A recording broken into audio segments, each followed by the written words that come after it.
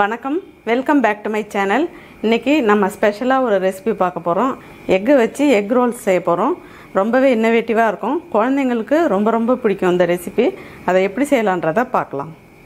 இப்போ egg role செய்யறதுக்கு 4 egg எடுத்திருக்கேன். இப்போ இதை எல்லாத்தையும் உடச்சி நம்ம பீட் பண்ணி எடுத்துடலாம். ஃபஸ்ட்டு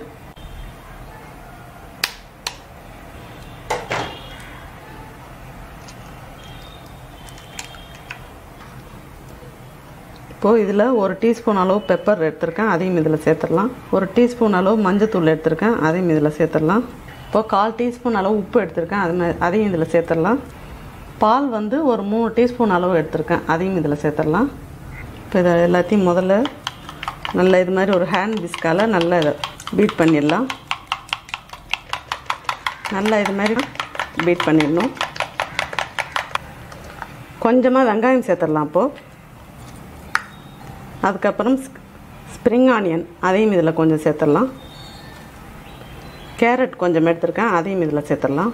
இப்போ மறுபடியும் ஈவனாக நல்லா எல்லாத்தையும் சேர்த்துட்டோம். எல்லாத்தையும் இப்போ ஒன்றா நல்லா கலந்துடலாம்.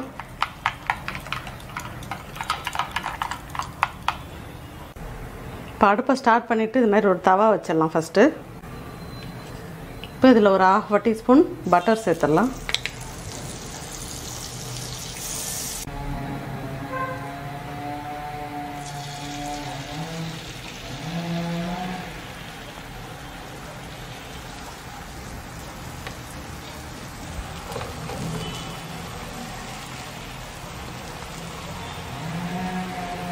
இந்த எக் ரோல் செய்கிறதுக்கு மட்டும் ரொம்ப தின்னாக ஊற்றணும், ரொம்ப திக்காக ஊற்றக்கூடாது.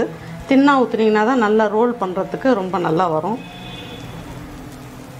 இப்போ இந்த ஸ்டேஜில் இதை அப்படியே ரோல் பண்ணணும்.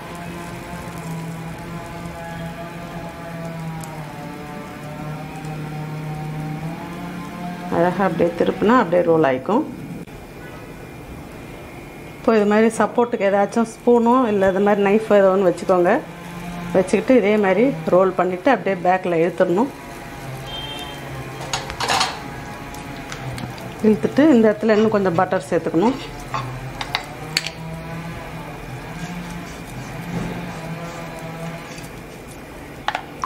மறுபடியும் நம்ம அடித்து வச்சுருக்கிற முட்டையை இதில் சேர்த்துடணும்.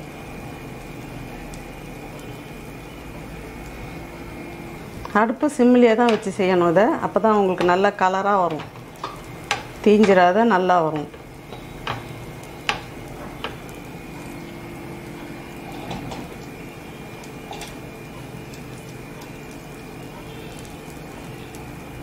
நம்ம சாதாரணமாக ஆம்லெட் செய்கிறத விட இதுமாரி செஞ்சு கொடுத்தா கொஞ்சம் டிஃப்ரெண்ட்டாக இருக்கும். குழந்தைங்களுக்கெல்லாம் ரொம்ப இன்ட்ரெஸ்ட்டாக சாப்பிடுவாங்க, பிடிச்சிரும் அவங்களுக்கு. இப்போ நம்ம இது மாதிரி ரோல் பண்ணி வச்ச இடத்துல நல்லா அந்த மாதிரி சைடில் எடுத்துடணும். அடுப்புக்கு நேராக உங்களுக்கு ஃப்ளேம் நிறையா இருந்ததுன்னா இந்த இடம் கலர் சேஞ்ச் ஆகிடும். ஏன்னா இது குக் ஆகிடுச்சு. நல்லா இதை கொஞ்சம் முன்னாடி இழுத்துட்டு இந்த போர்ஷனை மட்டும் நம்ம அந்த ஃப்ளேமுக்கு நேராக வச்சு குக் பண்ணணும். இப்போ இது நல்லா குக் ஆகிடுச்சு. இப்போ இது மறுபடியும் இதை அப்படியே ரோல் பண்ணிடலாம்.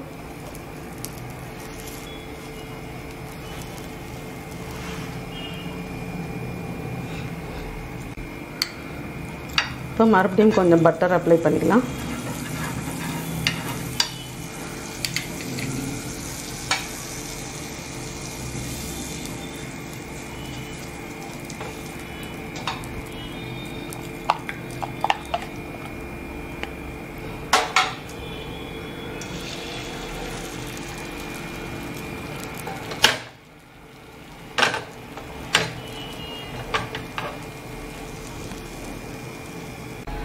இப்போ இந்த ஒரு ஆஃப் நல்லா குக் ஆகிடுச்சு. இப்போ அதை மறுபடியும் இப்படியே ரோல் பண்ணிடலாம். இப்போ ஃபைனலாக இந்த மாதிரி மீதி இருக்கிறதையும் இதில் ஊற்றிடலாம்.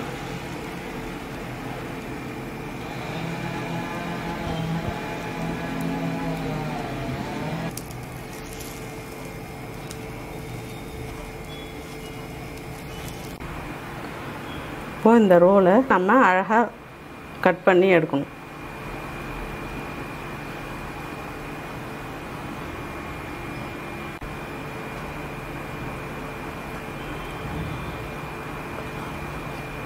எவ்வளோ அழகாக அப்படியே லேயராக வந்துருப்பாங்க. இது மாதிரி செஞ்சு கொடுத்தோம்னா கொஞ்சம் டிஃப்ரெண்ட்டாக இருக்கறனால சின்ன குழந்தைங்களுக்கும் ரொம்பவே பிடிச்சிரும். அருமையாக எக் ரோல்ஸ் செஞ்சுருக்கோம். இப்போ நம்ம சாதாரணமாக ஆம்லெட் செய்கிறத விட இது மாதிரி நம்ம கொஞ்சம் டிஃப்ரெண்ட்டாக செஞ்சு கொடுத்தா குழந்தைங்களுக்குலாம் ரொம்ப ரொம்ப பிடிக்கும். இதே மாதிரி நீங்களும் உங்கள் வீட்டில் உள்ள குழந்தைங்களுக்கு செஞ்சு கொடுங்க, ரொம்பவே இன்ட்ரெஸ்ட்டாக சாப்பிடுவாங்க. இந்த ரெசிபி உங்களுக்கு பிடிச்சிருந்ததுன்னா லைக் பண்ணுங்கள், ஷேர் பண்ணுங்கள், சேனலை மறக்காமல் சப்ஸ்கிரைப் பண்ணுங்கள். தேங்க்யூ.